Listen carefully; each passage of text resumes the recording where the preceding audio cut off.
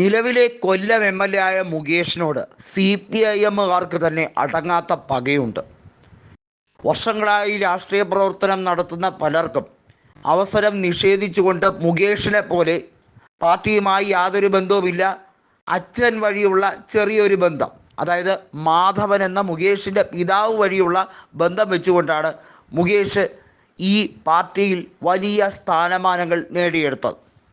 അതിനോട് കൃത്യമായ ചൊരുക്ക് TK ഗുരുദാസൻ അടക്കമുള്ള കൊല്ലത്തെ മുതിർന്ന നേതാക്കൾക്ക് എക്കാലത്തും ഉണ്ടായിരുന്നു. മാത്രമല്ല, മുകേഷിൻ്റെ മുൻ ഭാര്യമാരായിട്ടുള്ള മേതിൽ ദേവികയും അതുപോലെ തന്നെ സരിതയും ഒരുമിച്ച് തന്നെ മുകേഷിനെതിരെ നീങ്ങുവാൻ തീരുമാനിച്ചു കഴിഞ്ഞിരിക്കുകയാണ്.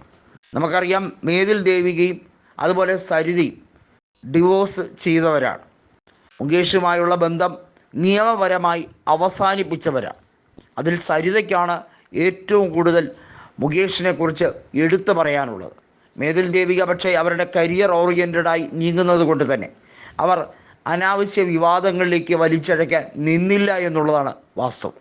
എന്നാൽ സരിതയെ ഏറ്റവും കൂടുതൽ മെൻ്റലി ടോർച്ചർ ചെയ്ത വ്യക്തിയാണ് മുകേഷ് എന്ന രീതിയിൽ സരിത നിരവധിയായിട്ടുള്ള വേദികളിൽ തുറന്നടിച്ചിട്ടുണ്ട്. മുകേഷിൻ്റെ മക്കളെ, അതായത് സരിതയിലുള്ള മക്കളെ, മുകേഷിൻ്റെ അക്കാലത്തെ ചെയ്തികളെക്കുറിച്ച് ഒന്നും പറയാതിരിക്കാൻ ബോർഡിങ്ങിലാക്കിയ കഥ എപ്പോഴും പറഞ്ഞ് വിതുമ്പുമായിരുന്നു എന്നുള്ളതാണ് യാഥാർത്ഥ്യം.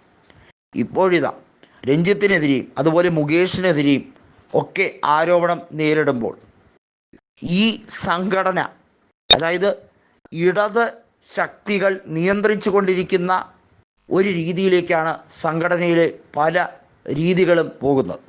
വാസ്തവത്തിൽ അമ്മ എന്ന് പറയുന്ന ഈ സംഘടന വാസ്തവത്തിൽ ഏറ്റവും വലിയ ലൈംഗിക ചൂഷണത്തിന് ഇരയാക്കപ്പെടുന്ന, അതായത് വേട്ടക്കാരുടെ സംഘടനയായി മാറുകയാണോ എന്ന ചോദ്യം സോഷ്യൽ മീഡിയയിൽ നിരവധിയായ തവണ വന്നു കഴിഞ്ഞിരിക്കും. ഏറ്റവും ചീഞ്ഞു നാറിയ ഇൻഡസ്ട്രിയായി മലയാള സിനിമാ ഇൻഡസ്ട്രി മുദ്ര കുത്തപ്പെട്ടിരിക്കുകയാണോ, ചാപ്പ കുത്തപ്പെട്ടിരിക്കുകയാണോ എന്ന ചോദ്യമാണ് ദേശീയ മാധ്യമങ്ങൾ ആഘോഷപൂർവ്വം കൊണ്ടാടുന്നത്. മാത്രമല്ല, ഇങ്ങനെ നെറികെട്ടവന്മാരുടെ, കാപാലികന്മാരുടെ, അതായത് K മുരളീധരൻ പറഞ്ഞ കണക്ക് കശ്മലന്മാരുടെ ഈ ചെയ്തികളെ സ്ത്രീകൾ എത്രത്തോളം സഹികെട്ട് ആയിരിക്കണം പ്രതികരിച്ചിട്ടുണ്ടാവുക എന്നുള്ളത് വ്യക്തമാണ്. ഇതിനകത്ത് മറ്റൊരു രീതി വന്നിരിക്കുകയാണ്.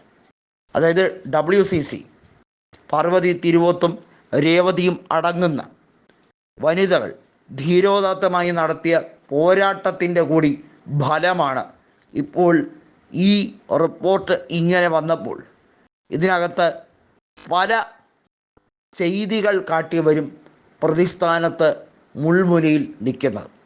ആട്ടും തോലിട്ട ചെന്നായ്ക്കൾ എന്ന് പണ്ടൊരു വാചകം കേട്ടിട്ടില്ലേ?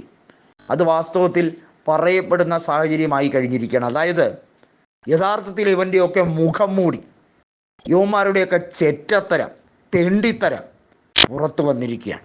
തെമ്മാടികളും താന്തോന്നികളുമാണ് ഇവർ എന്ന് സോഷ്യൽ മീഡിയ പറഞ്ഞു കഴിഞ്ഞിരിക്കുന്നു.